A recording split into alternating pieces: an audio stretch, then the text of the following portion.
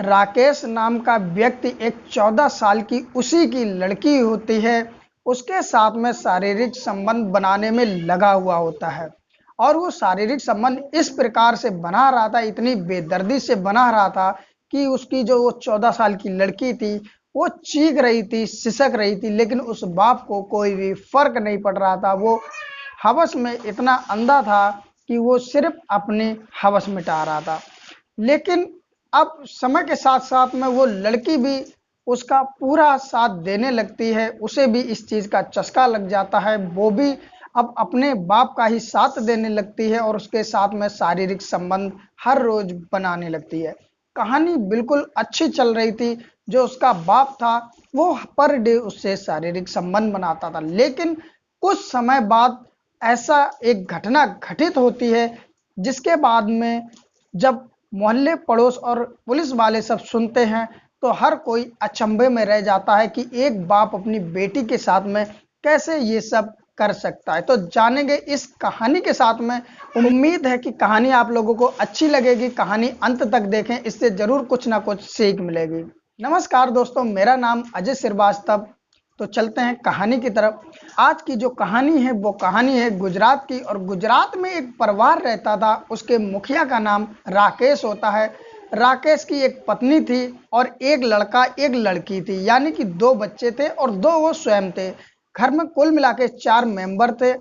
अब राकेश की शादी हुए लगभग 10 साल बीत चुके थे। 10 साल पहले शादी हुई और शादी के बाद में उनकी पत्नी जो थी अच्छे से गुजारा हो रहा था। और इसी बीच दो जब बच्चे हो जाते हैं, बच्चे भी अब धीरे धीरे बड़े हो जाते, लेकिन राकेश की पत्नी जो थी उसके साथ राकेश की अनबन होती रहती थी, क्योंकि राकेश जो था वो इतना ज़्यादा हफ्सी इंसान था। हफ्सी मतलब यही है कि वो उसकी शारीरिक भूख खत्म ही नहीं होती, तो वो अपनी पत्नी के साथ रात में एक बार नहीं कई कई बार संबंध बनाता था। इस बात को लेकर जो राकेश की पत्नी थी उससे काफ़ी ज़्यादा बहस हो जाती थी, कहा-सुनी हो जाती थी, क्योंकि राकेश की पत्नी होती थी वो एक बार ही शारीरिक संबंध बनाने देती थी, एक दिन में इससे ज़्यादा नहीं बनाने देती थी। तो इस बात को राकेश चिढ़ जाता था लेकर के और बहस करता था, कभी-कभार हाथ भी उठा देता था। जो राकेश की पत्नी थी वो मन में विचार कर लेती, चाहे कुछ भी हो जाए मुझे ऐसे दरिंदे आदमी के साथ में नहीं रहना। वो अगले ही दिन अपने बच्चों को दोनों को साथ लेती है और उससे कहती है राकेश से कि मैं जा रही हूँ, मैं तुमसे तलाक ले लूंगी, फाइनली मैंने सोच रखा है कि मैं अब तुम्हारे साथ नहीं रहूंगी। और ये कह करके वो मायके चली जाती है। अब जहां राकेश हर रोज ये सब करने वाला था, शारीरिक संबंध बनाने वाला था, अब उसकी पत्नी जा चुकी थी, बच्चे भी जा चुके थे, घर में वो अकेला था। अब वो घर उसको काटने के लिए दौड़ता था। आखिर करता तो करता क्या। अब धीरे धीरे 6 महीने बीत चुके थे। उसकी पत्नी जो कि मायके में गई हुई थी, अब वो इस 6 महीने के बीच में 2 बार जाता है अपनी ससुराल में और अपनी पत्नी को मनाता है। लेकिन उसकी पत्नी तो फाइनली ये सोच चुकी थी कि किसी भी हालत में मुझे इसके साथ जाना नहीं है, क्योंकि ये मना मनु के ले जाएगा और ले जाने के बाद में फिर से ये उसी प्रकार से शारीरिक संबंध बनाएगा और मुझे ये सब बर्दाश्त नहीं होगा। तो वो स्पष्ट मना कर देती है कि मैं नहीं जाऊंगी। अब जो राकेश होता है वो चला आता और धीरे धीरे और समय बीतने लगता है। लगभग जब 1 साल गुजर जाती, वो देख लेता है कि मेरी जो पत्नी है वो आएगी नहीं। तो वो अपने एक जो करीबी उसका दोस्त होता है वो कहता है कि यार, घर में अकेला हूँ, घर काटने दौड़ता है और मेरी पत्नी आएगी नहीं। अब राकेश कहता है कि मेरी पत्नी फाइनली बार बार कह रही मैं तुमसे तलाक लूंगी, रहूंगी नहीं, इसलिए मेरा अब समय कटता नहीं है, कहीं जुगाड़ लगे तो मेरी दूसरी शादी करवा दो। जब राकेश का दोस्त ये बात सुन लेता है तो वो कहता ठीक है, कुछ इंतजार करो, जैसे ही मुझे कोई ऐसा मिलेगी अच्छी लड़की या अच्छी औरत तो मैं तुम्हें बता दूंगा। अब वो देखने लगता है, लड़की तो कोई मिलती नहीं है, क्योंकि जो राकेश की उम्र थी लगभग 40 साल के आसपास हो चुकी थी।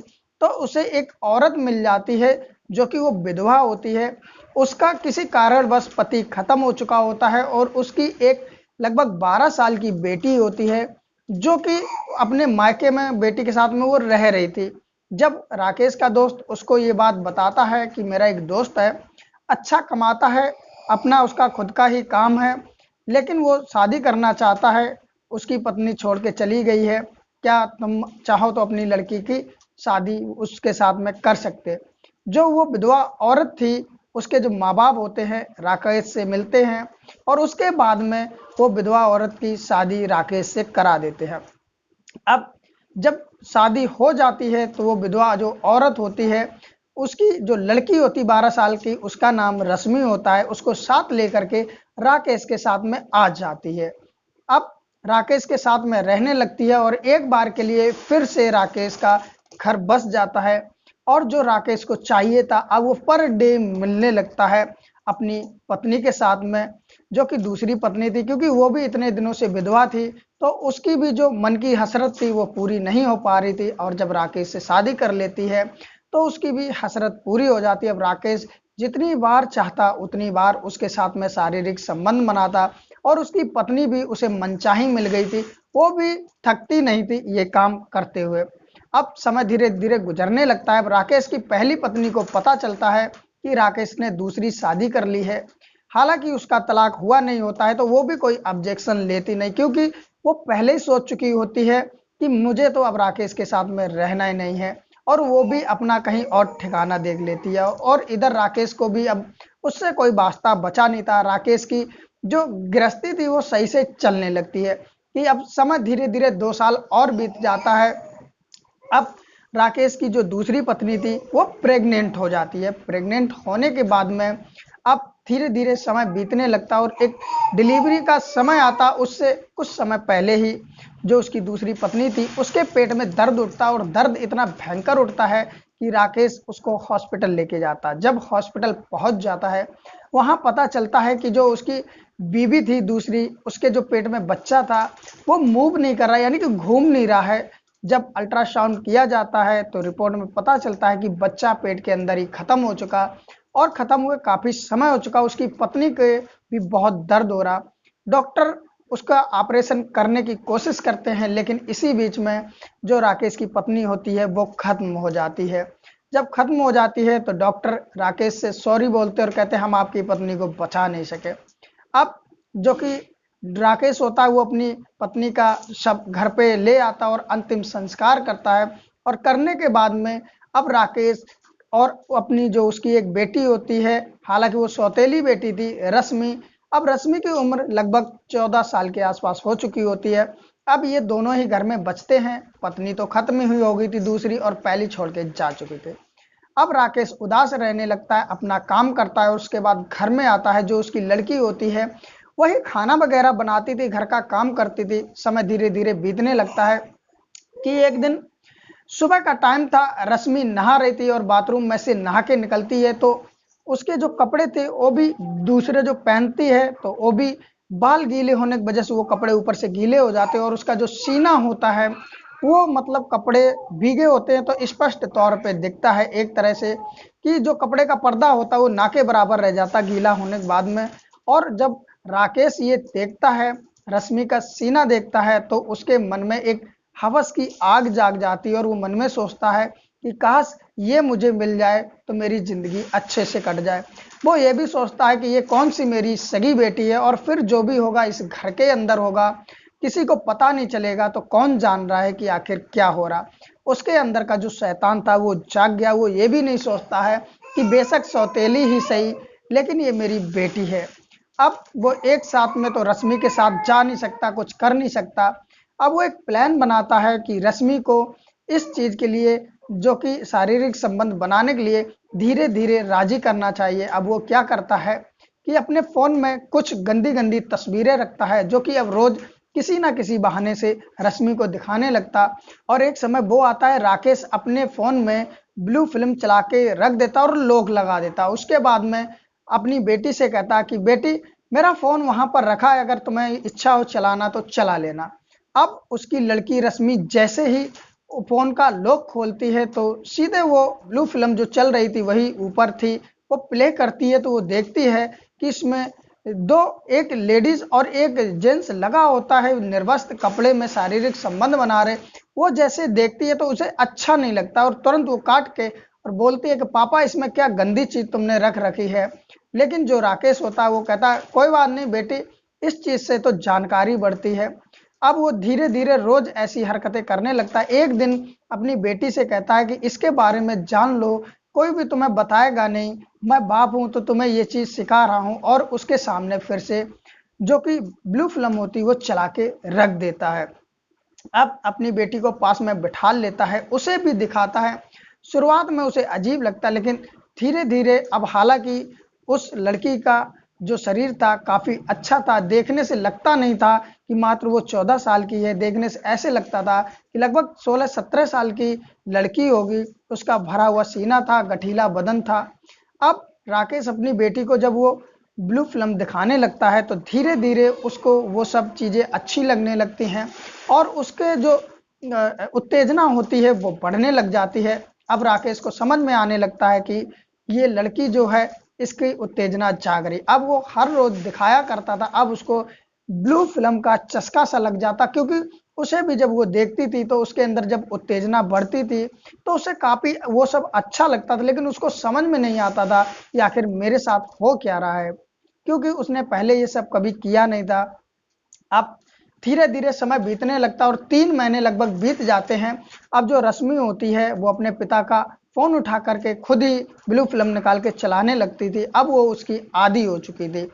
एक रात की बात होती है, शाम को खाना खाता है राकेश, उसके बाद में अपने ही साथ में रश्मि को बुलाता है, कहता आ जाओ मेरे साथ ही मेरे कमरे में लेट जाओ। रश्मि जो होती है वो लेट जाती है और लेटने के बाद में फिर राकेश फिर से ब्लू फिल्म निकाल लेता अपने फोन में और चला देता और दोनों लेटे लेटे देखते हैं। उधर जो रश्मि होती है उसकी 14 साल की बेटी, वो जब ब्लू फिल्म देखती है तो धीरे धीरे उसकी जो उत्तेजना होती वो जाग जाती है और इधर जो राकेश होता है उसकी भी उत्तेजना जाग जाती है।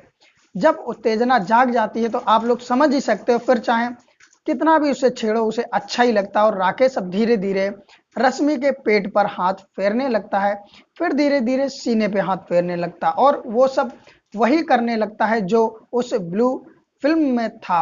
अब रश्मि को भी इस चीज में अच्छा मजा आने लगता है, क्योंकि हालांकि ये सब गलत था लेकिन उसे कुछ नहीं समझ में आ रहा था, ये चीज उसे जो फिल्म में वो देख रही थी वही उसके साथ होने लगता तो उसे अच्छा लगता है। धीरे धीरे 15-20 मिनट जब बीतते हैं कि उसका राकेश पिता ही उसको निर्वस्त्र कर देता और खुद भी निर्वस्त्र हो जाता है। उसके बाद में और थोड़ा समय बीतता है तो सेम वैसे ही करने लगता है जैसे उस ब्लू फिल्म में हो रहा था, तो रश्मि को काफी अच्छा लग रहा था और थोड़ी देर के बाद वो फिर उससे शारीरिक संबंध बनाने लगता है। हालांकि जब पहली बार रश्मि के साथ में शारीरिक संबंध राकेश बनाता है तो उसे काफी दर्द होता, काफी पीड़ा होती है और वो बार बार कहती है कि पापा मुझसे ये नहीं होगा, आप हट जाओ।